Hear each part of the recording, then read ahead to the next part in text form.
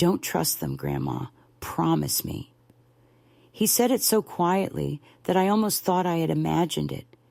His voice came from just beside my elbow, between the clinking of silverware and the gentle drone of the dining room heater. For a moment, every syllable landed in me like a stone dropped into deep water.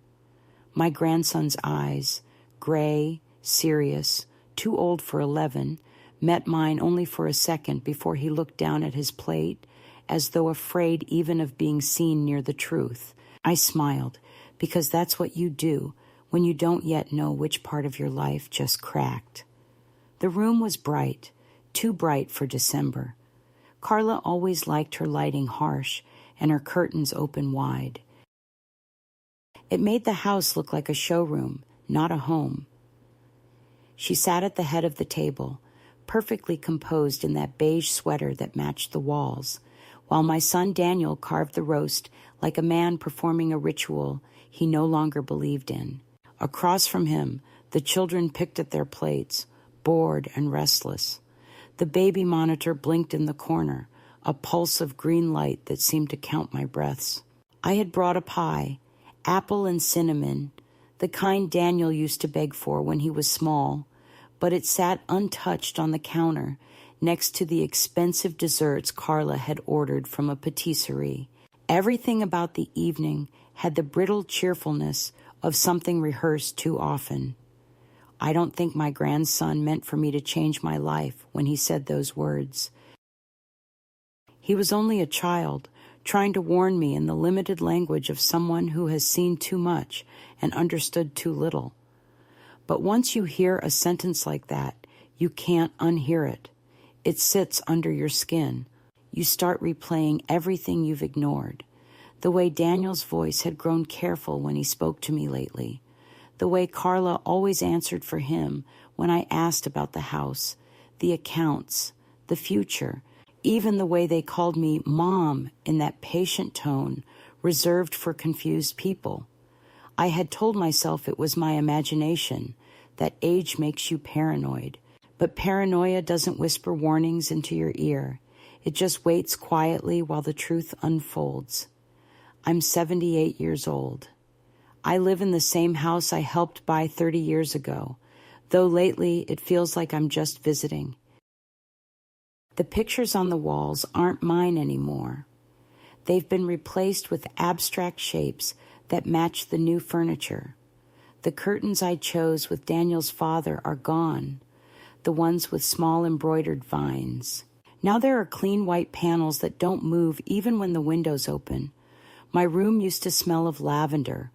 Now it smells faintly of disinfectant and someone else's air freshener. Still, I've learned not to complain. Gratitude is the tax you pay for staying somewhere you once owned. That night, I tried to tell myself that nothing had changed, that my grandson had just overheard some grown-up argument, that his warning meant nothing. I smiled through dessert, through Carla's polished laughter, through Daniel's polite questions about my routine and whether I'd remembered my new pills. I answered like a woman being interviewed for a role she didn't apply for. Yes, dear. I take them every morning. Yes, I've been sleeping fine. The truth was, I hadn't been sleeping at all. The house made new noises now, the hum of their devices charging, the whisper of doors closing softly after midnight, voices drifting from rooms where I wasn't invited. After dinner, when everyone was distracted by a football game on TV, I found my reflection in the window. The glass was dark, and for a moment, I didn't recognize the woman staring back. She looked smaller than I remembered, like someone who'd been slowly edited out of her own life. Behind me, Carla's laughter carried from the living room, bright and cold.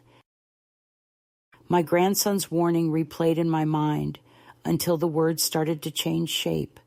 Don't trust them. Them. It sounded like a riddle. Who exactly was them? His parents? The situation? Or was it everyone who smiled too widely when they told you they only wanted what was best for you?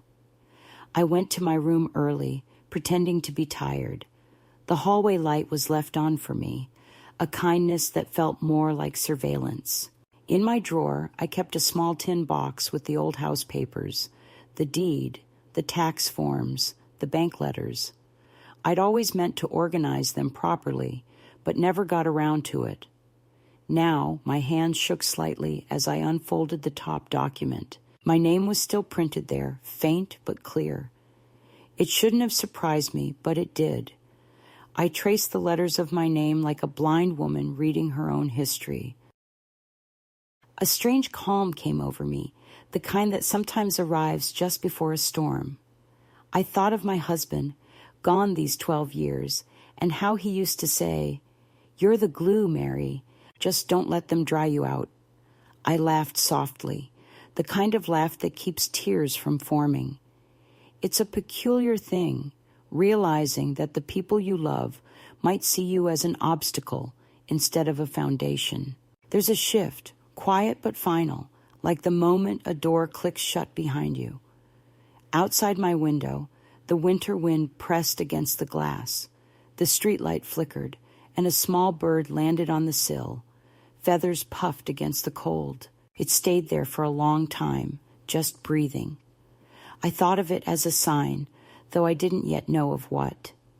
Maybe endurance, maybe escape, maybe simply the reminder that even fragile things still know when to fly. When I went to bed, I left the lamp on, a small circle of light in an otherwise silent house. Downstairs, I could hear Daniel's voice, low and firm, and Carla's sharper reply, something about timing and papers. I turned the lamp off and lay still, pretending sleep, listening to the hum of my own heart. Somewhere between the walls, I could almost hear my grandson's whisper again, fainter now, but certain, "Don't trust them." And for the first time in a long while, I didn't tell myself he was wrong. In the morning, I pretended I had forgotten the whisper. I folded napkins and asked after the baby and commented on the pale winter sun, as if it could warm anything other than the countertops. And when Carla handed me a list of small tasks that sounded like favors but felt like instructions, I said thank you in a voice so even I believed it for a moment. Yet the sentence kept moving under the surface of the day like a current, and it carried me into the pantry to look for the good, cinnamon, and into the laundry room, where the humming machines covered the murmur of voices on speakerphone. And that was where I first heard my son say the kind of sentence I had never imagined would come out of his careful mouth, a sentence made of soft words, arranged for hard purposes. If we frame it as capacity and safety, the transfer is straightforward. And then a pause while the other person talked, and then Daniel again. Lower now. She trusts me. We'll have her sign at brunch. Witnesses. Won't be a problem. I stood between a basket of towels and a stack of detergent bottles with my hand on the lint trap as if it were a handle I could use to steady the world. And I did not move. I did not cough or gasp or make any sound that would tell them I was there, because I understood that the only power I still had in that house at that hour was the power of being unseen, and I let the humming of the dryer do the work of erasing my presence, while my son discussed me like a task, like a form, like a folder to be closed. When the call ended, I stayed exactly where I was and folded a towel that was not yet dry, very carefully, the way you fold a flag, and I felt something old in me turn its face to the wall, not to give up, but to withdraw from the glare of wishful thinking. The first proof is always the voice. You know too well speaking a language you hoped he had never learned. The second proof is paper, quiet and patient, the kind that waits in a printer tray or a tidy file where no one thinks you will look. I found it. by accident while I was hunting for a spare light bulb in the office that had no photos of the boy who used to draw with crayons under its desk. And there it was, a neatly clipped stack with tabs and highlights and an optimistic yellow sticky note that said, Mom, initial here too. The word Mom, cheerful as a balloon tied to a weight. And across the top, a title that made my mouth go dry. Durable Power of Attorney and Healthcare Proxy, followed by a second document with the kind of name that looks harmless until you read the fine print, transfer on death deed, and line after line where my signature would turn my life into someone else's convenience.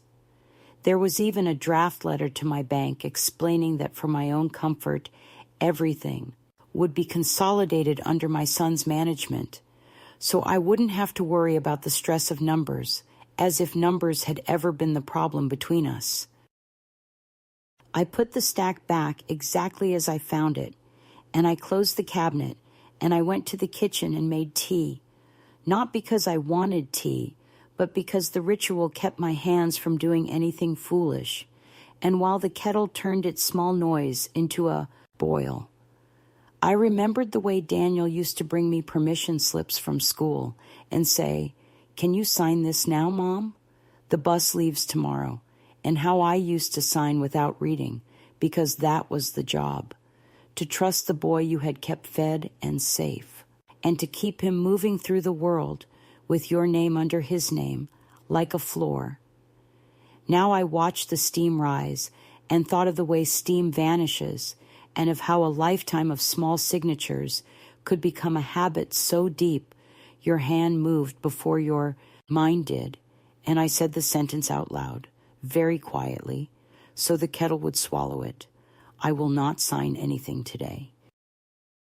That afternoon, my grandson came home from school with his backpack hanging from one strap and his hair flattened by a hat he had already misplaced. And he hovered near the doorway, like a boy, deciding whether a room is safe, and then he slipped a folded paper onto the table beside my cup as if he were returning a borrowed pencil, and he said he had homework and left before I could touch him. And when I opened the paper, I saw an email printed in small letters, a thread between his parents, and a man whose signature block had too many certifications. And the subject line was practical and bloodless.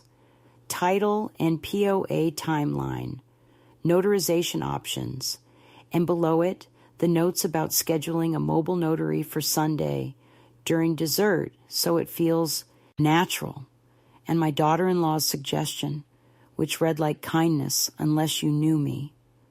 We'll tell her it's to streamline healthcare and utilities so she isn't burdened. And Daniel's reply that made my throat tight. If she hesitates, we can. Remind her the kids need stability. And below that, the lawyer's advice to have a doctor's note on file regarding mild cognitive concerns to preempt challenges. I read the thread twice, each time slower, and then I folded it back the way the boy had folded it. Sharp corners, small enough to hide in my sweater sleeve. I did not confront anyone, not then, because anger is a loud instrument, and I needed the quiet ones, the ones you play with your breath and your patience, the ones that do not announce themselves to an audience that loves spectacle. Instead, I washed the dinner plates that Carla called service, and she wiped the wine rings from the table and told me about a new gym class. And Daniel checked the door locks as if he were the keeper of a useful boundary. And when he finally turned to me and said with that professional smile that had become his uniform, Mom, could you bring your ID to brunch on Sunday? The club is weird about guests. I said, of course, because sometimes the shortest path to the truth is to walk through the door they have opened for their own convenience and see where it goes. Later, in my room, I took out the little tin with the papers and I laid them on the bedspread like old photographs, and I put my palm over my name on the deed and felt the ghost of my younger hand in the same place on the day I signed it, with my husband watching, both of us laughing because the pen leaked and left a blue teardrop on the corner. And I thought about how ownership is not only a legal term, but a muscle that can atrophy when you are told often enough that someone else will do the heavy lifting for your comfort. I wrote 3 phone numbers on an index card, one for the bank manager who still remembered my husband's tobacco smoke jokes, one for the parish friend whose brother used to practice law before his heart convinced him to retire to a slower life, and one for a woman from choir who had once mentioned she knew a notary who isn't afraid of family thunderstorms. And I tucked the card into my bra, the way my mother used to tuck cab fare when she wanted the option of leaving a conversation intact. On Saturday, the house moved with the choreography of a party. Flowers arrived. A cake was delivered with a ribbon so stiff it looked metallic. The good glasses came out of their high-shelf prison, and Carla rehearsed a version of herself with a tone that made apologies in advance for anything about me that did not match the room. When she came into my doorway with a cardigan, the color of diluted milk, and said this might be easier than your wool, I thanked her and laid it across the chair and put on my navy dress because I wanted to feel like a person who still chose her own hues. And in the mirror, I saw not someone diminished, but someone narrowing her gaze the way you do when you want the distant object to come into focus. And I told my reflection that I would smile and I would pour coffee and I would be pleasant, because none of that is surrender if you keep a part of your mind sitting very straight in a well-lit room and taking notes. The guests came, friends of my daughter-in-law, whose laughter had the hard bell of people trying to hear themselves over their own doubts, and Daniel guided them through their house with the ease of a docent who believes the building belongs to his version of the story, and I did what older women have always done. I made other people comfortable. I found the extra fork. I caught the elbow of the man who almost tripped on the step down to the den. I listened to a woman tell me at length about her cleanse, and I nodded at the appropriate intervals while the baby monitor blinked its green pulse, and I waited for the instrument of their plan to appear with the coffee. And it did, as predictably as a third-act cue, a pleasant man with a flat leather case who had the soft hands of someone who touches papers for a living and who said, "We'll only take a moment so you can get back to your guests." And he set the case on the console table next to the framed photograph of a shoreline. None of us had ever walked. Daniel's voice had its new gentleness as he said, "Mom, this is just to make things simpler, so we can take care of the boring parts for you." And he looked relieved in advance, as if I had already agreed, because that is what I have always done.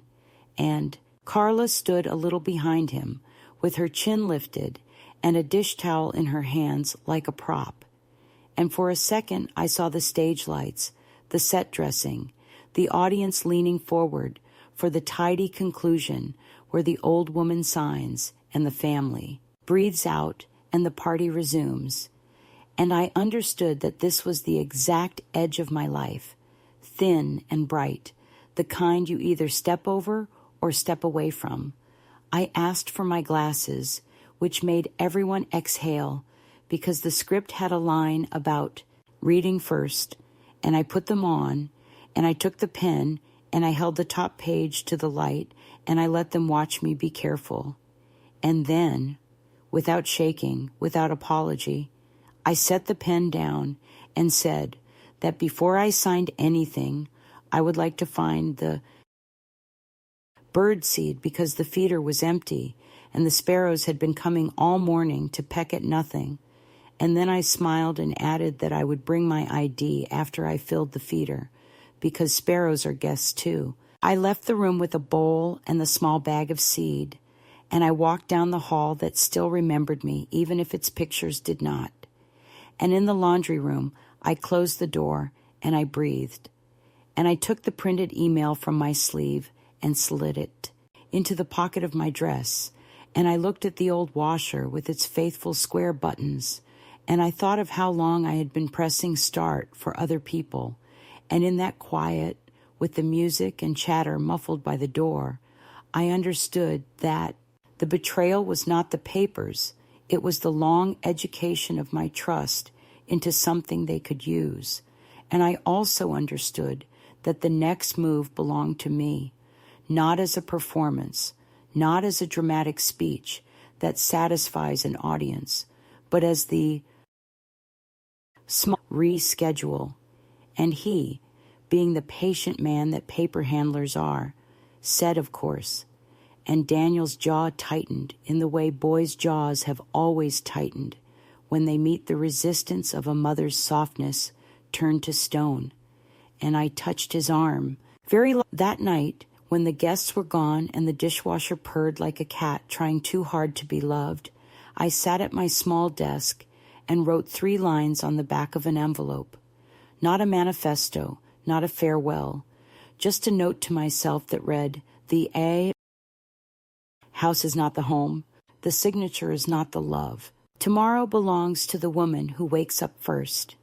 And I slid it under the lamp and turned the light off. And in the dark, I heard my grandson's door click softly as he went to the bathroom. And when he passed my room, he paused. Not long, just long. Enough for our silence to greet each other. And I knew that the catalyst had already done its work, not because they had almost cornered me, but because I had finally stepped out of the corner. By morning, the house had learned my hesitation and began to answer it with a softness that felt rehearsed, as if someone had decided that a woman who delays a signature must be wrapped in warmer politeness until the paper accepts her hand. And so the day unfolded with Carla speaking in a tone that rounded every corner and Daniel appearing in doorways with small favors that would once have sounded like love, but now tasted like chalk. And I moved through those rooms with the careful gait of someone crossing a wet floor, not because I was afraid of falling, but because I wanted to leave no footprints that might tell them where my thinking had gone.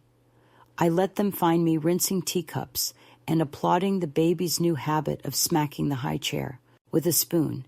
I allowed Daniel to mention a quick errand after lunch that would take him past the pharmacy for my refills. I thanked Carla when she said she had reorganized the hall drawer so I wouldn't have to fuss with all the envelopes.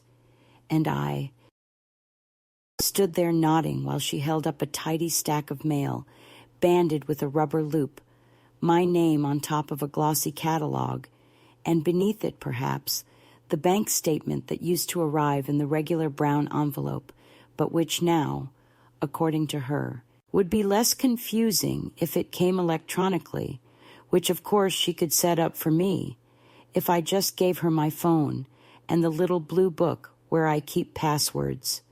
Because we want you comfortable, Mary. No more paper to worry about. It is a peculiar skill one acquires in old age, the art of thanking a person for erasing your handwriting while you pretend you don't see the sponge in their hand. And I used that skill liberally as the hours crawled forward, because the escalation I had entered was not a storm, with shouting and broken plates. It was a gentle tide that kept leaning closer until your shoes were wet, and you had to decide whether to step back or learn to breathe salt. And I decided I would let the water come to the hem, but not an inch farther, which meant I smiled when Daniel suggested taking a picture of my driver's license, so we always have it just in case. And I smiled again when Carla said she would be happy to keep my medications organized in a weekly box on her kitchen shelf so we can all see you're taking them properly. And I even smiled when the mobile notary texted Daniel to confirm tomorrow, and my son read the message aloud with that professional brightness that breaks down only where you know to look and then only for a heartbeat. After he left the room, I went to the window and tapped the glass lightly with my fingernail, and the winter bird appeared as if from memory and perched on the sill. And in that small visit, I took a lesson that sometimes the only way to endure a room that is trying to smooth you into silence is to make a quieter room inside yourself where the air knows your name. And in that inner room, I began to lay out my tools, a list written in pencil on the back of a recipe card, a tiny wallet pinned inside my dress with my oldest card tucked behind a photograph, a phone number memorized and then torn in half so that the halves, if found, would mean nothing to anyone but me. After lunch, Carla announced a walk because the air would do us all good, which sounded generous until I realized it allowed her to keep the front door in sight. And we went in a small caravan, the stroller performing its role of domestic innocence, while Daniel fielded a call in a tone that tried to be confidential and failed, and the older children dragged their feet, and the baby blinked at the world with the clean indifference of someone new to it, and we reached the corner where an old maple leans over the sidewalk like a polite giant. And there I met the neighbor I had only seen in passing, a woman with a wool hat and a dog who introduced herself as Ruth, and who spoke in the frank rhythm of someone who has been a nurse too long to love. Euphemisms, and as Carla expounded on the neighborhood association, and Daniel checked his phone, and the children negotiated who was allowed to stand on which slab of curb, Ruth bent to adjust her dog's collar, and in that curve of privacy said to me, without looking up, that she had once done night shifts with a doctor whose name I had seen in an email thread on my kitchen table, and that she hoped my family knew that capacity is not a word to be thrown around because it can bruise. And then she straightened and smiled and complimented the baby's hat. And I thanked her as if for the compliment, and we moved on, the stroller squeaking once as if to say it had heard everything. By the time we returned, the mail had arrived and sat in a dignified pile on the console table, and I let it sit there, and I watched as Carla absent-mindedly slid the brown envelope with my bank's logo into the tidy drawer with the rubber-banded bundles, and I made a note to ask for stamps later because stamps are the small levers by which a woman can lift her life when larger levers are being welded shut. The house learned new tricks over the next hours, or perhaps it had always known them, and I simply began to notice. My favorite mug had migrated to a too-high shelf. The chair by the window where I liked to read now bristled with decorative pillows that dared me to move them and thereby disturb the styling. The thermostat was adjusted by an invisible hand to a temperature that kept me in sweaters even when my work was near the stove, and the wireless password was changed because the children had abused the data limit, and it was simpler if Daniel kept the new one on his phone, which he would share whenever I needed it, though somehow he was always busy when I asked. Each of these is nothing on its own: a draft, a trinket out of place, a small permission withheld, yet together they form a weather that tells you to stay where you are placed. And I have learned to read weather almost as well as I read recipes, which is why I put on my coat at 4 and said I would take the long way to the corner store for nutmeg, though we had nutmeg. And Daniel looked up and blinked as if surprised I could still operate a doorknob without an escort. And he said, of course, did I want company? And I said no, the air would keep me company, and I would return in half an hour, and the door closed behind me with the gentlest click I had ever heard from it. And I took 3 extra steps down the walk as if to settle my bones, then turned left instead of right, and walked to the little brick church, where the side door is always open on weekdays for anyone who wants to sit near the old wood and remember how to think. Inside it smelled of wax in winter, and the air held on to sound like a careful librarian, and I sat in the second pew, not to pray for a miracle, but to let my head catch up to my ears, and after a minute I went to the office, where a sign taped to the glass instructed visitors to knock firmly, and I did, and a woman named Pilar, who sings alto and bakes ginger cookies so spicy you feel forgiven after one bite, looked startled to see me, and then not startled at all. And when I said I needed to leave a message for her brother, the retired lawyer, she reached for the phone without asking questions and dialed, and then handed it to me.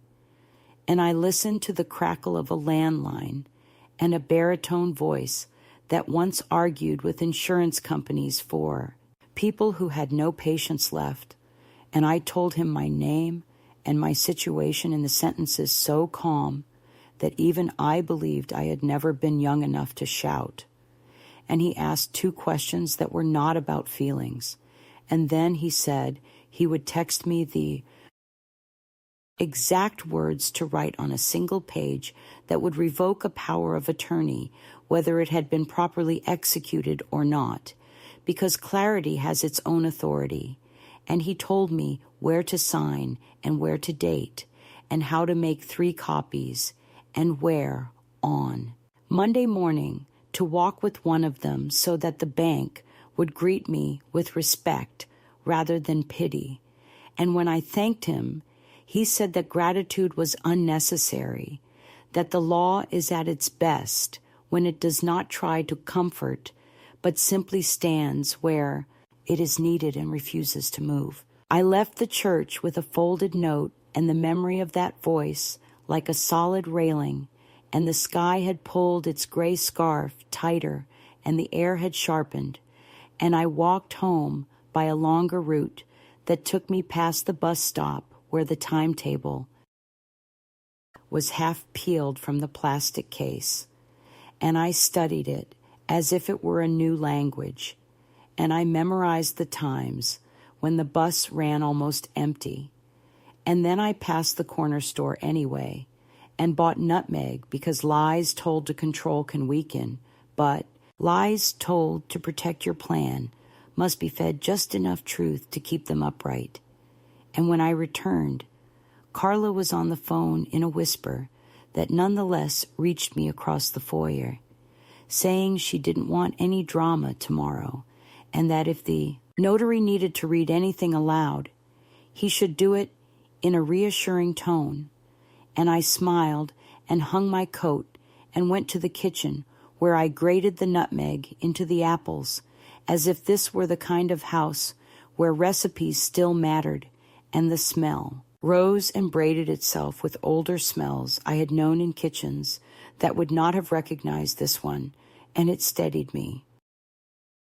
Evening brought the kind of quiet where nothing is said directly, a quiet that can make an inexperienced person feel safe. But I have lived long enough to know that under certain roofs, quiet is a choreography, and so I let it play, and I played my part. And when Daniel mentioned that the doctor he knows had offered to stop by tomorrow to say hello because he was in the neighborhood, I asked if he would like a slice of pie to take to his wife, and watched the quick calculation behind his eyes when he said perhaps, and when Carla placed a small plastic organizer labeled with days of the week on the counter and gently nudged my pill bottles toward it, I thanked her and said I preferred to sort my own medicine because sorting is one of the last hobbies that keeps my fingers honest, and I watched her lips press into a shape that accepts defeat for now and plans to revisit later. The children drifted around the edges of the room, making the small weather children make, and my grandson hovered near the doorway like a sentry who has not been taught the word for his own job. And when our eyes met, he lifted his chin a fraction, a nod so slight that only a grandmother would read it, and I returned it, so slight that only a boy would know it counted. Night revealed the real escalations, not as thunderclaps, but as a dozen minor edits to the script of my day, and I rehearsed my counters as I washed my face and placed the folded revocation words under my pillow, a talisman made of verbs, and I redistributed my small possessions as if packing the shadow of a suitcase within the closet, which is to say, I put the photograph of my husband between two sweaters so that if I needed to leave quickly, it would already be wrapped, and I placed my wedding band, which I no longer wear because my knuckles have thickened with time and remembering, into the toe of a shoe, and I slid cash into the hem of my coat, and I wrote my grandson's name on a narrow strip of paper with a number only he would recognize, and tucked it under the ceramic bird that sits on the ledge and has never flown, and I set the alarm on my old watch, the one that vibrates instead of ringing, for a time when the house sleeps deepest. I did these things the way you set a table for guests you love, not because you are sure they will arrive, but because when love does knock, you want the plates waiting. I slept in pieces, which is to say, I lay flat and allowed the hours to pass over me, while my mind walked ahead into the morning and back again, touching each plan to be sure it still held, and at some point between the wind rattling the vent and the baby's brief mule and the heat kicking in with its old man cough, I realized that the first escalation was not what they were doing to me, but what I was doing to the map of us, quietly redrawing borders no one else could see. By the time the dark began to pale in and the house stretched like a cat that thinks it owns the sun, I had decided that if the notary returned, he would find a woman who could be as courteous as linen and as immovable as oak. And if the doctor friend appeared, I would speak to him with the intimate formality reserved for strangers who believe they are entitled to your soul. And if the conversation turned to stability, I would agree wholeheartedly and suggest that nothing is more stabilizing than clarity. And if someone reached again for my pen, I would lift it myself and use it for my own page, quietly, because the real shock is not the moment a family learns you will not sign. It is the moment a woman learns she can resist without raising her voice and still be heard where it matters most, which is inside her own chest, where the bird has perched for years, waiting for the window to be unlatched. I woke before the rest of them, not because I had slept well, but because sleep had become a narrow hallway I could no longer walk through without touching both walls. The air in the house was still heavy with the perfume of last night's roast, and the faint metallic scent of the dishwasher cooling after its midnight labor. I moved carefully, as if I were crossing a river whose stones I had not yet tested, and when I reached the kitchen, I did not turn on the lights. The window over the sink had begun to silver, and in that gray reflection I saw my own face, unfamiliar in its steadiness. There was no fear in it, only a kind of decision that arrives when exhaustion finally sheds its disguise and calls itself clarity. For the first time in months, perhaps in years, I could hear myself think without the echo of someone else's certainty repeating after me. I put on the kettle and stood watching the steam rise in slow ribbons, and it felt as though the house itself were exhaling, unsure of which of us owned the breath.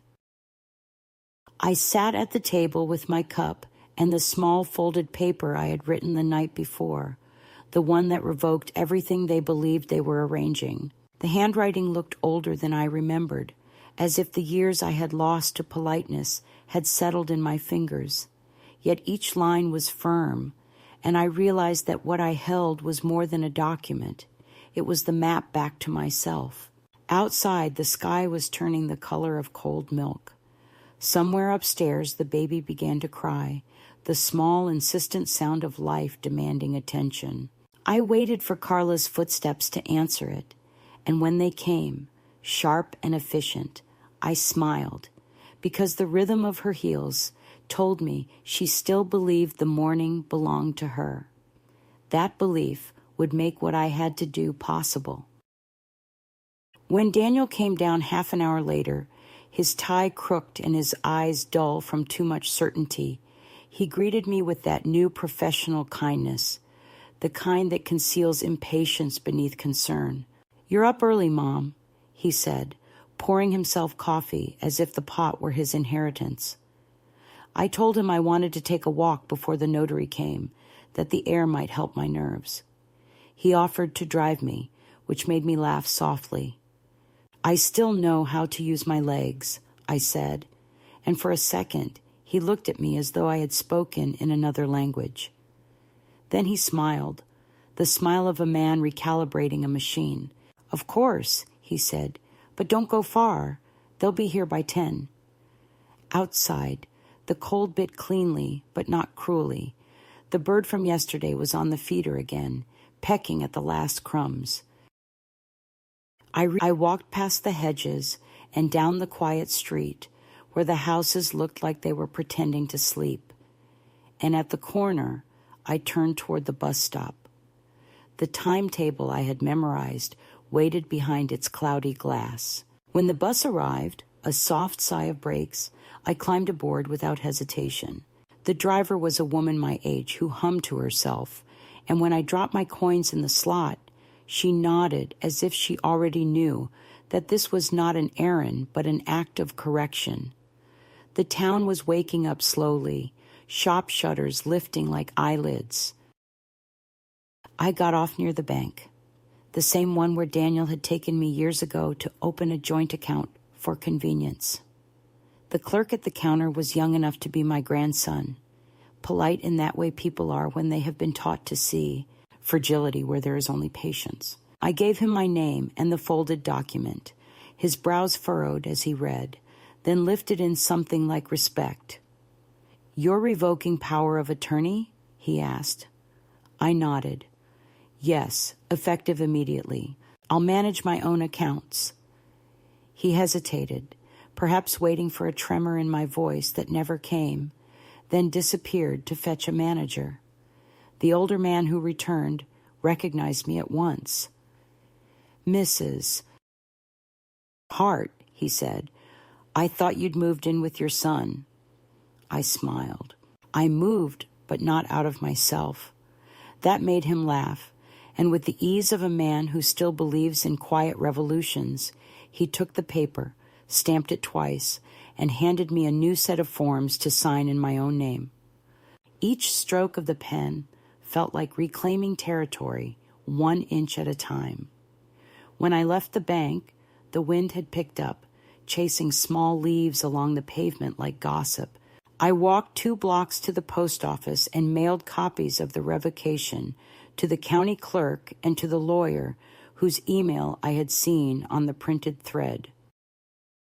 The woman at the counter weighed the envelopes with the indifference of someone who has seen countless lives changed in ordinary paper. "Certified?" she asked.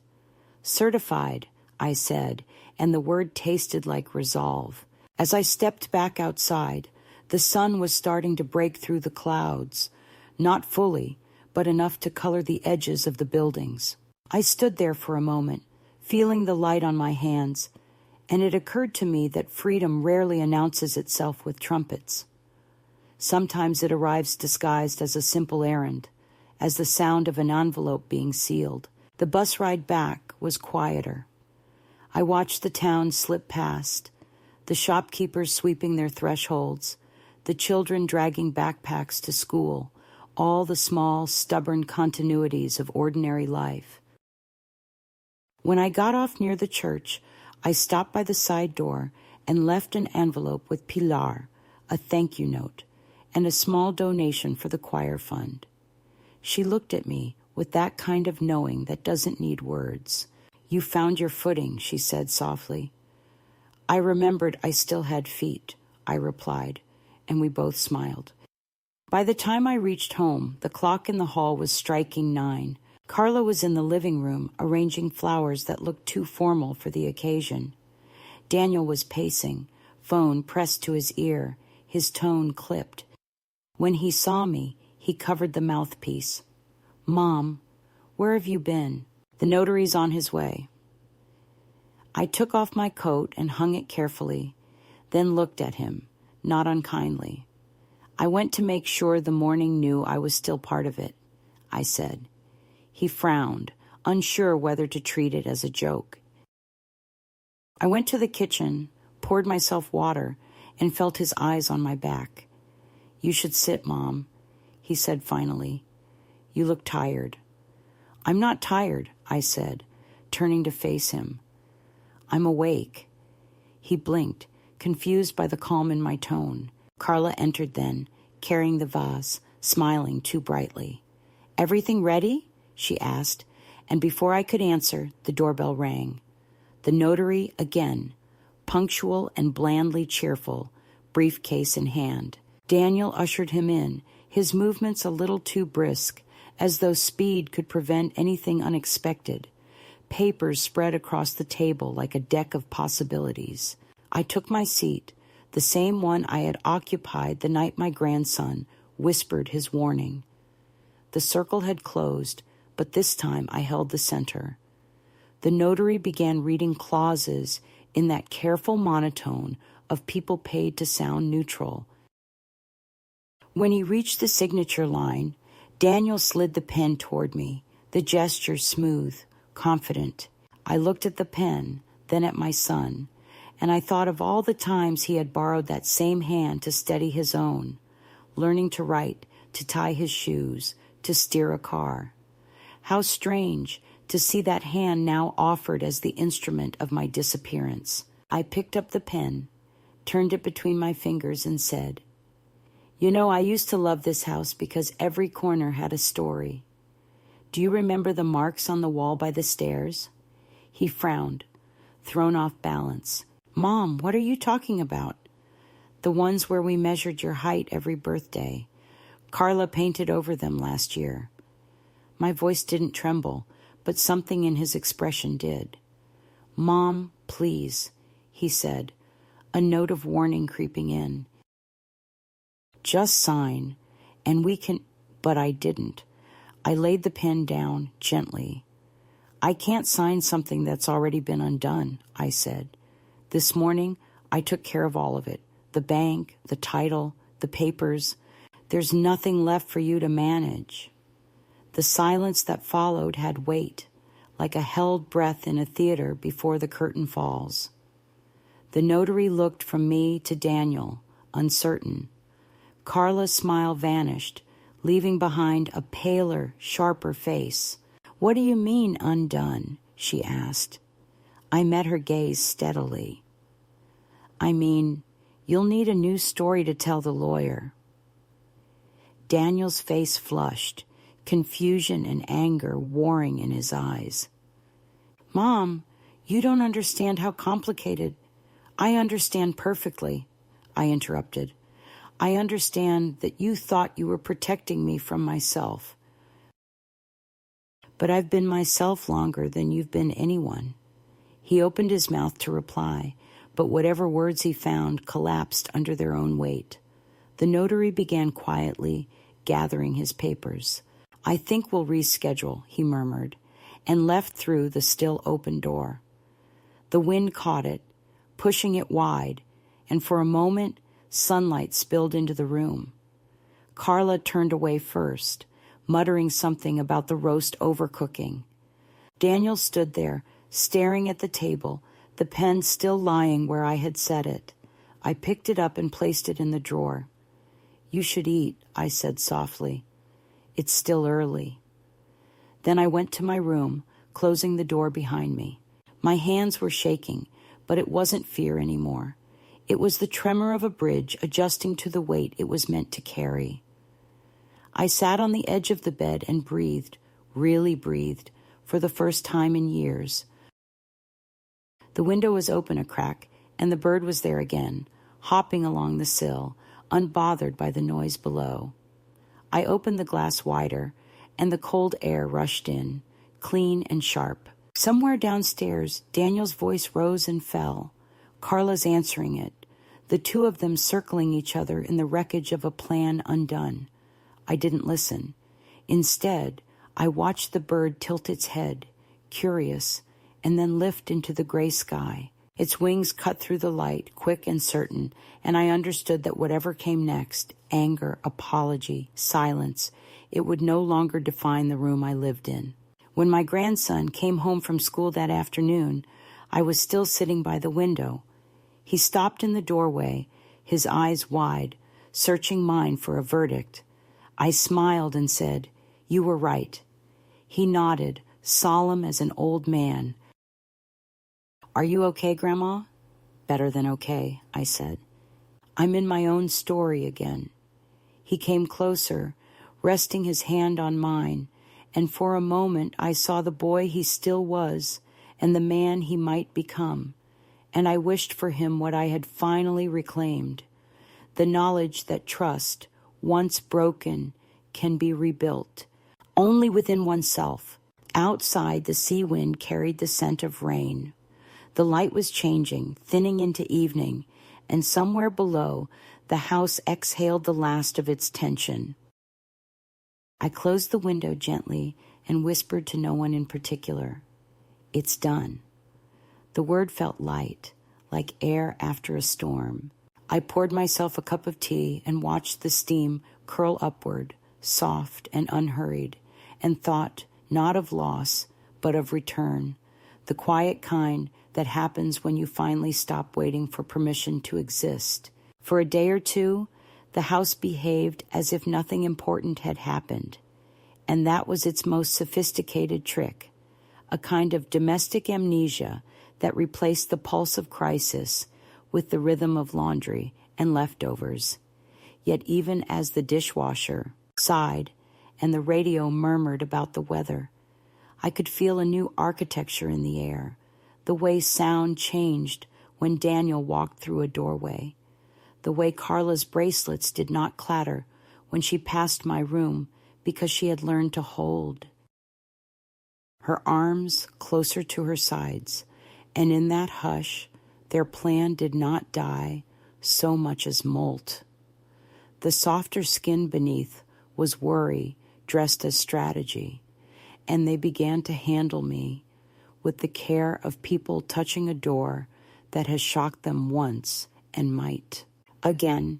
On the third morning, a knock came that did not belong to our doorbell's cheerful tune, and when I opened it, there stood a woman in a gray coat holding a clipboard and a smile calibrated to soothe frightened dogs, who introduced herself as a case worker, following up on a wellness call, and just behind her, at a distance careful enough to read as civic-minded rather than controlling, my son hovered on the walkway with his hands tucked into his coat like he had surrendered to the weather. The woman's shoes were practical and clean, and she was not unkind, which made the room inside my chest stiffen in a different way, because kindness can be the smoothest key to a lock you didn't know you had. I invited her in as if I had expected her. I poured coffee into the sturdier mugs, and while she asked questions with the gentle rhythm of a lullaby, "Do you know the date? Are you comfortable managing your medicine? Who is in charge of your finances? How is your sleep?" I told the truth not as performance, but as housekeeping, showing prescriptions sorted by my own hand, the revocation copy stamped by the bank, the calendar in my purse filled with my writing instead of theirs. And with each answer, I watched her eyes adjust, a lens refocusing from a story she had been given to the person in front of her, until she finally folded her papers with a small exhale that sounded like the word, "Oh," and she stood, thanked me, and left with a promise to update the file, and Daniel, who had not crossed the threshold, lifted his chin as if trying to swallow a stone. He did not meet my eyes when I closed the door, perhaps because he had not prepared a line for this scene. Instead, he went to the side yard and made a long call in a voice pitched low, and when he came in at last, the smell of cold clung to him like a second argument. That evening, he tried a different key, the kind that opens the past, and sat at my table with an album I had not seen in years, the leather cracked and the plastic sleeves clouded with time, and he spoke softly as he turned the pages, asking whether I remembered the beach trip when he was 6, the yellow pail, the way his father burned his shoulders because he swore the September sun was a kinder sun, and when I answered each memory with another, stronger, he made the pivot with such elegance that if I had not already decided who I was, I might have applauded. He said he had been thinking about family legacy, about continuity, and the burden of paperwork on those left behind, and wouldn't it be wise to simplify while we could still talk like this? And he reached for my hand and squeezed it, and for a second my bones remembered the small weight of his fingers when he was a child who believed I kept the moon in a drawer. I squeezed back, because the love between us is not fiction, and then I removed my hand because the use he made of it now was, and I told him I appreciated his thoughtfulness and that I had taken measures to ensure no one would be burdened, and he blinked the way men blink when they discover a road is closed that their map insists is open, and he put the album away as if it were a tool that had failed him. Carla's style of pressure shifted more quickly, as if she had always preferred the modern design of consequences to the antique velvet of persuasion. She began to talk in lists about logistics, about how difficult it was to coordinate appointments when I left the house without notice, about how the insurance triggered flags if they saw multiple contacts attached to one file, about how the club frowned on guests who arrived on public buses, as if the buses themselves were late relatives, and her sentences were not cruel, but they were shaped to make me smaller. She floated the idea of a senior living community with on-site support, framed as a resort for people who deserve a break. And when she caught my eye, she added that, of course, no one would make me do anything. She just wanted to keep all options open, especially the sensible ones. Options, I repeated, and folded the word neatly into the drawer where I keep my recipes, because a recipe is also an option the first time you read it, then a decision the moment you set the oven. I wish I could say I felt only righteous calm, but calm is a bird that cannot feed itself forever, and there were moments when anxiety pecked at it. The afternoon my bank app refused my old password because Daniel had, weeks earlier, installed a security measure I had not asked for. The evening, the thermostat blinked in error, and the house grew colder by degrees while we argued about who had changed the settings. The day a letter arrived from an attorney I did not know, its language wide, enough to sound like care, and narrow enough to carry threat, suggesting we meet to discuss guardianship alternatives in the best interests of all parties. I took that letter to the church office and set it between Pilar and the plate of ginger, cookies, and she called her brother while I held the cup with both hands, and he told me in that same steady baritone that letters like that often vanish when answered by a different tone. So he wrote a reply with sentences that click shut like, seat belts, affirming my capacity, referencing the revocation on file, inviting further correspondence through his office alone, and I copied my name at the end with a pressure that pressed through the paper and ghosted onto the sheet beneath, as if certainty had weight. It was my grandson who suffered the weather most, poor boy, as children do when the adults they love decide the forecast, and I watched him shrink and stretch between us like a plant moved from shade to window and back again. He lingered in doorways. He developed firm opinions about taking out the trash at exactly the moment conversations heated. He invented homework that required the dining room and then abandoned it when voices lowered. One evening, he brought me a book of bird illustrations. He had found at the library, discard sale, its cover frayed and the pages smelling faintly of damp schools, and he asked if we could glue the loosened spine, which we did, slowly, together. And while the glue dried, he said that Mom and Dad had been fighting more lately, and that he wished everyone would stop being careful because carefulness hurt his ears. He asked if he had done the right thing when he printed the email and gave it to me, and I told him that right and wrong were too heavy for his shoulders, and that what he had done was brave, and that bravery is a kind of truth that does not need adjectives. He seemed older when he left the room, and I nearly called him back to ask whether he wanted tea, but I let him go because the room he needed was not mine. The more I held my line, the more the house filled with visitors who claimed to be neutral, and neutrality is a furniture salesman who will always try to sell you a chair, even if you arrived for a lamp. There was the doctor friend, genial and overly certain, who dropped by with his bag and a questionnaire printed from a website, who asked me to subtract sevens from 100 and tell him in what season we were living. And I answered with the patience of a woman feeding a spoon to a fussy guest, and when he suggested a routine cognitive baseline, I suggested he return when an actual appointment had been scheduled by me, and when he said that might be challenging, I said it was meant to be. There was the financial advisor who called to explain tax efficiencies, and I told him I had decided to become inefficient as an experiment and would let him know the results in 20 years.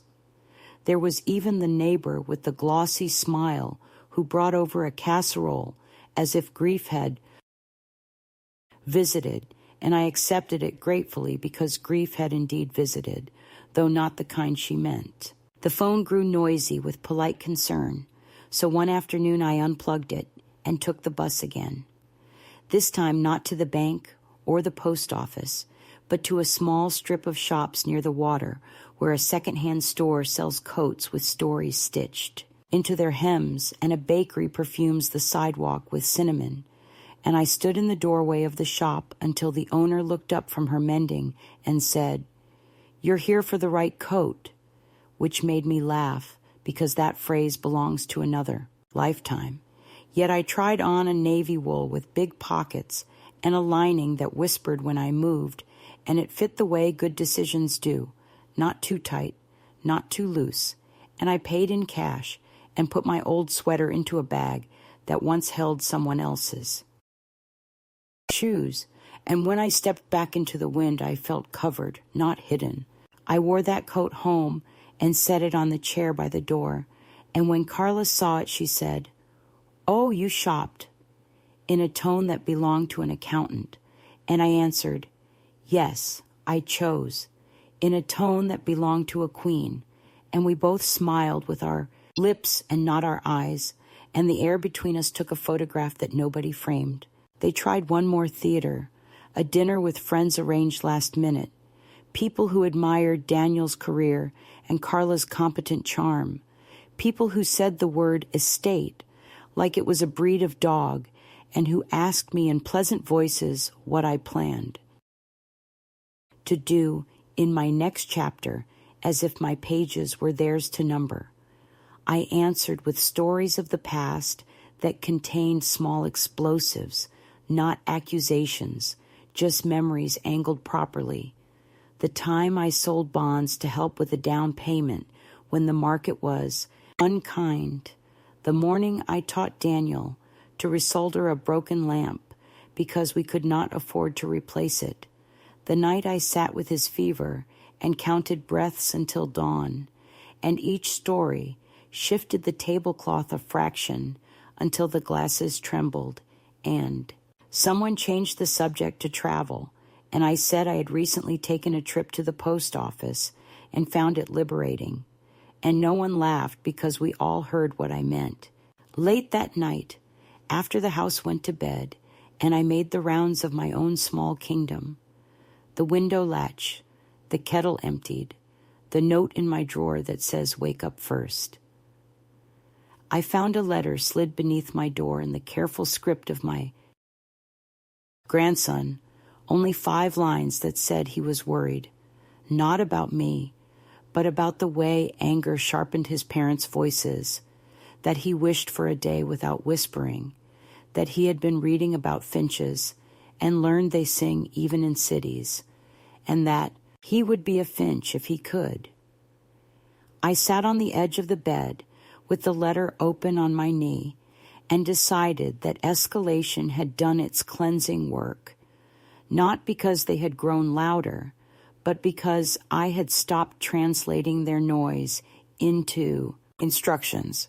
In the morning, I wrote a reply and tucked it in his backpack between a math worksheet and a dog-eared comic, telling him that some birds sing to claim territory, and some sing to call a mate, and some sing because the air tastes better that way, and that he should choose whichever made his chest feel like a window, and that doors do open outward as well as inward. What finally broke was not my resolve, but the thin membrane of pretense that allows people to keep eating at a table after the truth has sat down uninvited. Daniel came to me in the afternoon, hands open, the way men hold their hands when they cannot find the right place to rest them, and he asked me if I would just tell him why, as if there were a single elegant sentence he could add to his spreadsheet, and I told him I had done nothing mysterious. I had simply moved my name back into my own pocket, and he said he did not recognize this version of me, and I said that was all right, because I had spent years not recognizing the version of him who spoke through lawyers.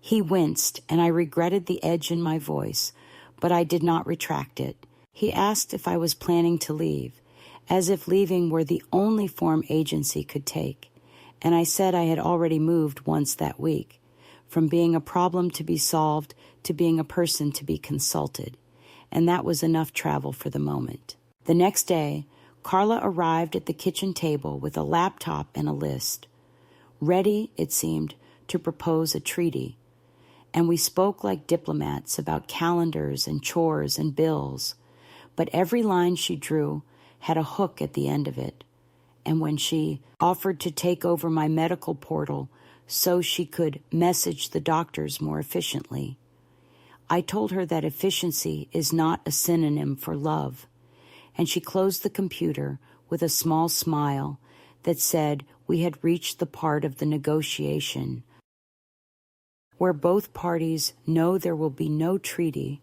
and that winter will be long. Even so, the conversation left a new clarity behind it, as cold air often does, and that clarity pressed the map of my next steps against the glass of my mind until it stopped fogging.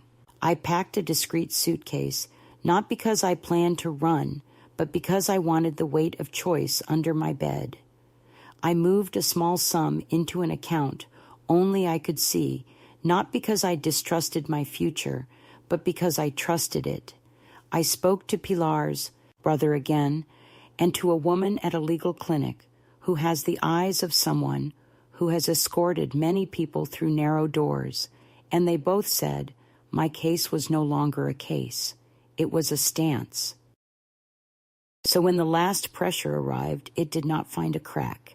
A final letter from the attorney arrived, this time with more caution in the clauses, implying that continued non-cooperation, might necessitate court intervention, and I handed it to the baritone, and he replied with a sentence that quoted a statute, like a psalm in another, that invited them to present evidence of incapacity before a date that happened to be in the past, and the letter went quiet and did not speak again.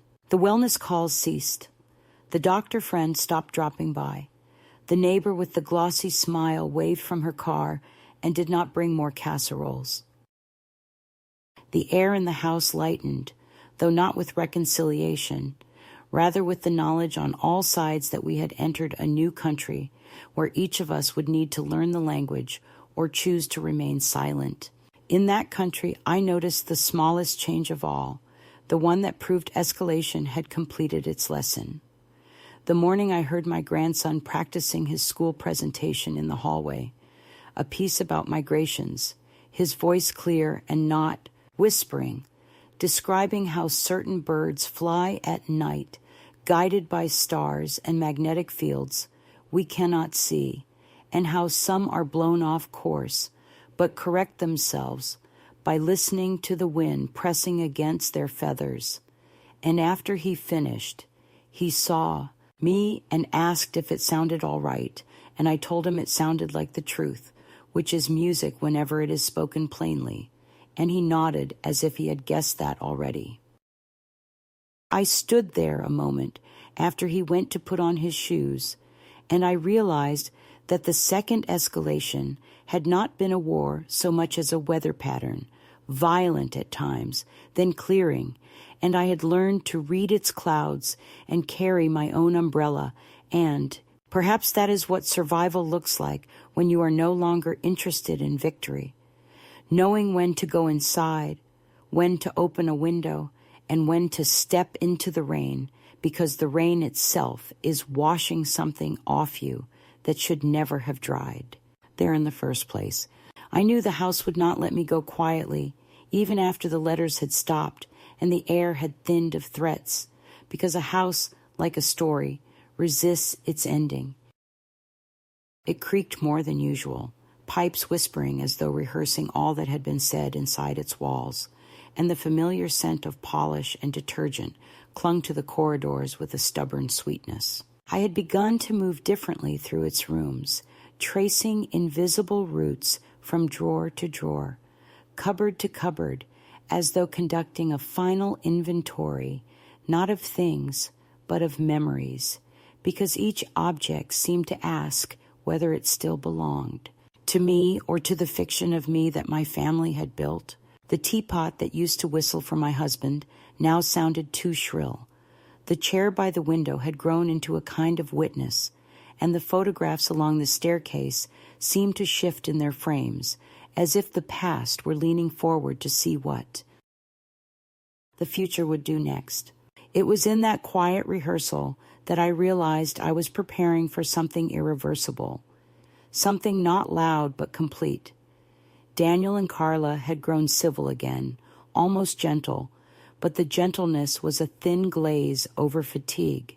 The practicalities of our days resumed, meals, errands, the ordinary sentences about weather and television, but every kindness arrived a half-beat late, as if translated from another language. My grandson still moved through the house with that alert stillness of someone who hears more than he should, and I made sure he saw me reading, writing, humming, not as performances, but as reminders that his grandmother was still a living woman and not a portrait fading into the wallpaper. The letters from the attorney had stopped, yet I could sense another plan gestating behind Daniel's tired eyes, something quieter, bureaucratic perhaps, and I told myself that whatever form it took, it would not find me unprepared. One night, after everyone had gone to bed, I opened the small tin box that had once held my sewing needles and now contained the outlines of my freedom, the bank card for the new account, the key to the safety deposit box where my documents slept, a folded bus timetable, and a photograph of the sea I had cut from a magazine years ago. I looked at that photograph for a long time. The water was green-gray, restless under a pale sky, and a small figure stood on the pier, coat whipping in the wind. I had kept that picture because something in it had always called to me, though I hadn't known what it wanted until now. It was not escape it offered, but confirmation that solitude could be chosen and still be sacred. I folded the photograph again, slipped it into my coat pocket, and began to pack. It took longer than I expected because I kept stopping to touch things. Books, cups, a scarf my mother had knitted before her hands stiffened, the old pie dish with its small chip like a signature. I packed slowly, not out of sentimentality, but because I wanted the movement to register in my body. Leaving is an action, not a disappearance. By dawn, 2 suitcases waited by the door, not heavy but certain. I made tea, wrote a note on the back of a grocery list, and left it on the table where sunlight would find it first. You wanted the house. Keep it. I'm keeping myself. The street outside was wet from a night rain. The world smelled new, like unwrinkled paper. I pulled the door shut behind me without locking it, not out of forgiveness, but because some closures should remain visible. The bus came early, its interior dim and half empty, and I took a seat by the window. The town slid past, all those familiar corners stripped of their power to wound me. When the sea appeared, distant but undeniable, my throat tightened, not from fear, but from the ache of recognition. It felt as if I were meeting the horizon for the first time as an equal. In the coastal town I had chosen, the air tasted different. Salt, bread, diesel. I rented a small room above a bakery, a space that smelled perpetually of yeast and sugar. The walls were thin, but the noise was kind. Clattering dishes, laughter from the street, the rumble of delivery trucks before dawn. I unpacked what little I had brought and placed the bird book my grandson had given me on the nightstand. The woman who owned the bakery, Marta, lived downstairs with her sister and an orange cat that greeted every visitor with judgmental grace. When she learned my name, she said, "You look like a woman who knows how to start over." And I smiled because she didn't say again. She offered me part-time work, tending the plants in her courtyard and helping with the morning coffee rush, and I accepted. The first weeks were an apprenticeship in anonymity. I learned the rhythm of the place, the way fishermen arrive before sunrise, the exact hour the church bells lost their echo in the fog, the names of the gulls that circled the harbor like punctuation marks. No one asked about my family, and I did not volunteer their ghosts. Each day I woke with a clarity that felt like clean linen, nothing owed, nothing explained. And yet, even in that peace, there was a pulse of unfinished business, not anger, but a call to close the circle fully. My grandson had written once more, a short letter delivered through Pilar, saying that his parents told him I was taking time to rest and that he hoped the sea was as beautiful as I had promised. I kept the letter on the small table beside my bed, a talisman against regret. Then, one afternoon, the call came. Daniel's voice, softer than I remembered, carrying across the miles like a wind that had forgotten how to shout. He said he hoped I was well, that the children missed me, that he had found my note on the table and hadn't known what to do for days. I listened without interrupting. He said he was sorry, though the word sounded like a question. I told him I believed him, which was true, and that belief didn't require return. There was silence on the line, the kind that stretches between two people who are both looking at the same memory from opposite shores. Finally, he asked if I was ever coming back. I said, "To what?" And he didn't answer. When he spoke again, his voice had changed, smaller, younger. "You sound happy," he said. I told him happiness is too fragile a word, that what I had found was steadiness, and steadiness is better. After that conversation, I went down to the beach. The tide was out, the sand glistening with small mirrors of water that caught the light. I walked until my shoes filled with salt in silence. A bird, the same gray-breasted one I had seen for weeks, followed me, darting ahead and then circling back as if to keep me company. I thought of the day I had first seen it at my kitchen window, pecking at an empty feeder, and I laughed softly. "You found me," I said aloud, and the bird tilted its head as though to agree. That evening, I lit a candle by the window and wrote to my grandson. I told him the sea was not blue like in pictures, but every color depending on its mood, that I had learned to bake bread with crusts strong enough to survive the wind, that he should never confuse care with control or silence with peace, and that truth sometimes arrives disguised as a small voice whispering, "Don't trust them," even when you don't yet know who them is. I ended the letter with a line that surprised me. "Freedom is not leaving, it's staying gone." When I folded the paper and sealed the envelope, I felt the room breathe around me. The candle flame wavered once and steadied. Outside, a bell rang somewhere, and the sound moved through the air like a benediction. I realized then that the climax of my life was not a single act, the refusal to sign, the departure, the letter, but the recognition that each of those gestures belonged to a single, unbroken motion, the reclamation of my own name. Later, as the bakery settled into its nocturnal quiet and Marta's cat curled at my feet, I stood by the window again. The sea stretched beyond the streetlights, dark and endless, a promise rather than a threat. I imagined my house far away, the one that no longer contained me, standing still under the same moon. Perhaps Daniel would keep it. Perhaps he would sell it. It didn't matter. What mattered was that somewhere inside its walls, the echo of my refusal still lingered, a low hum beneath the plumbing, a ghost of resistance.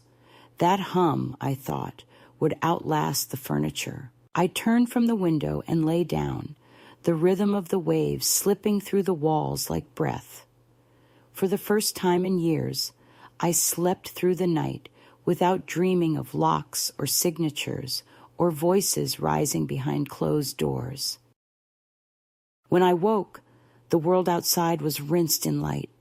The scent of bread drifted upward, mingling with the faint salt of the tide.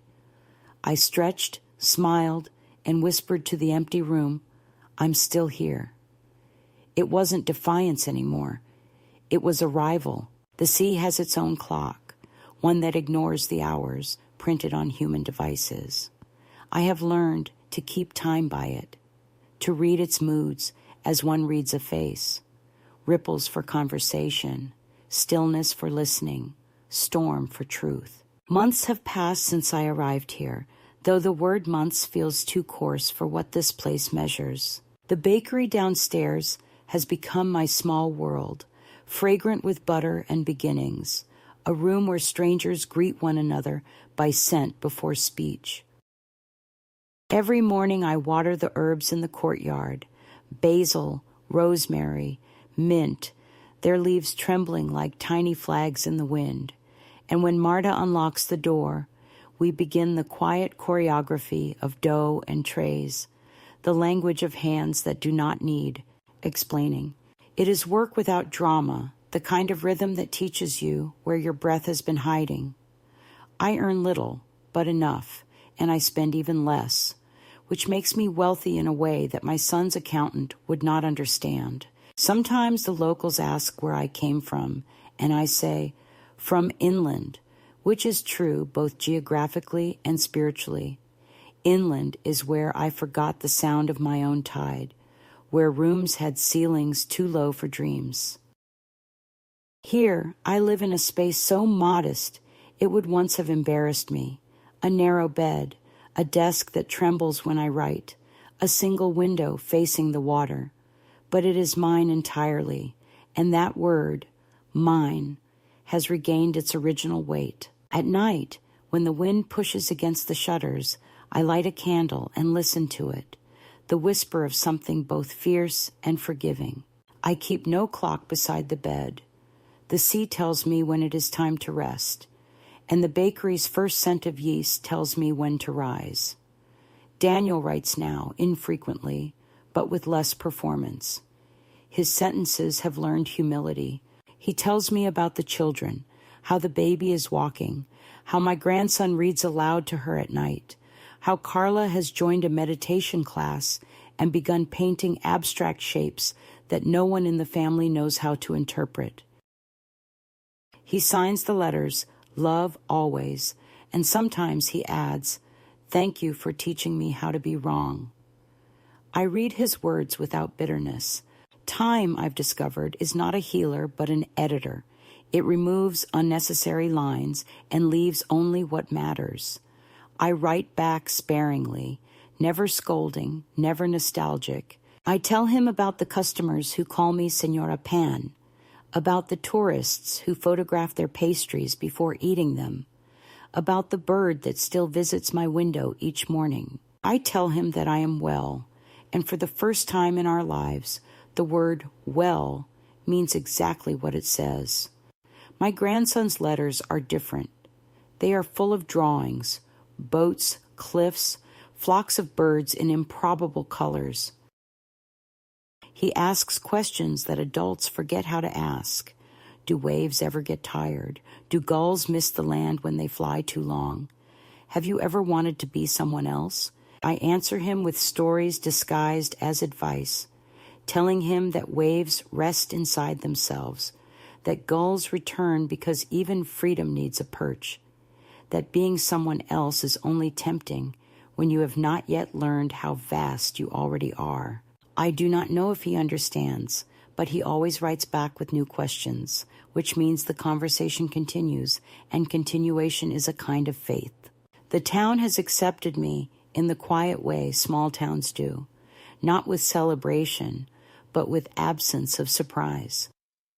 People nod when they pass me on the street. Children call me Abuela del Pen. I have joined a circle of older women who meet once a week by the pier to mend nets for the fishermen, though none of us actually fish. We sit there talking about weather, recipes, and the stubbornness of our own hearts. They know nothing of my previous life, and I do not offer it. We share only the present tense, which is the purest kind of friendship. Sometimes I think of the house I left behind, not with longing, but with the mild curiosity one reserves for an old photograph found in a drawer. I imagine the walls freshly painted, the rooms rearranged, new laughter echoing where once there was tension. If ghosts exist, perhaps mine walks there still, reminding the living to sign nothing without reading twice. The coat I bought in the seaside shop has begun to fray at the cuffs. I like it better that way. It carries the scent of salt and bread, the memory of buses and freedom. When I walk along the beach in the early evening, the gulls follow me, hoping for crumbs, but I rarely bring any. They come anyway. I think they have mistaken me for one of their own, a creature who has finally remembered how to use the wind. There are moments when the horizon blurs and the sky folds into the water, and in that seamlessness, I feel something close to prayer, not gratitude exactly, not joy, but an immense, steady quietness that lives beneath both. The other day, a woman about my age came into the bakery. She looked exhausted in a way I recognized, an exhaustion made of years spent apologizing. She hesitated before ordering, as if afraid of choosing wrong. When I handed her the bread, still warm, our eyes met, and I saw the question there, the one I had carried for so long. Is it too late? I smiled and said, "It's never too late to feed yourself first." She nodded, and I watched her leave with the loaf tucked against her chest as though it were something more than food. After she left, Marta looked at me and said, "You talk like a woman who has lived twice." I told her no, only once, but with a long intermission, At night, I still light a candle, not because I need it, but because it feels like keeping a promise. The flame moves the way the sea breathes, unhurried, tireless. Sometimes I speak to it as if it were another woman sitting across from me, a version of myself who never left that table years ago. I tell her what became of us, that we are safe, that safety is not the same as smallness, that we have not forgiven everything, but have stopped rehearsing the pain. I tell her that love, when it returns stripped of possession, is lighter, like air through an open window. And I tell her that if another woman ever finds herself sitting in that same chair, with her signature poised above a paper she does not understand, she should listen to the small, steady voice inside her, the one that sounds at first like doubt, but is in fact the echo of freedom. When the candle burns low, I open the window to let the smoke drift toward the sea. The bird is sometimes there, perched on the railing, a patient sentinel. I never try to feed it now. I let it decide what it needs. It stays for a moment, then lifts away, and I watch until it becomes a point of light against the dusk. That's how I measure endings now, not by what remains, but by what can finally leave without fear. I close the window, turn off the light, and whisper, "Rest easy," to the room, to the bird, to the woman I once was. Outside, the tide returns, as it always does, bringing with it the soft applause of water against stone, a sound that says, without words, that everything has already forgiven everything else.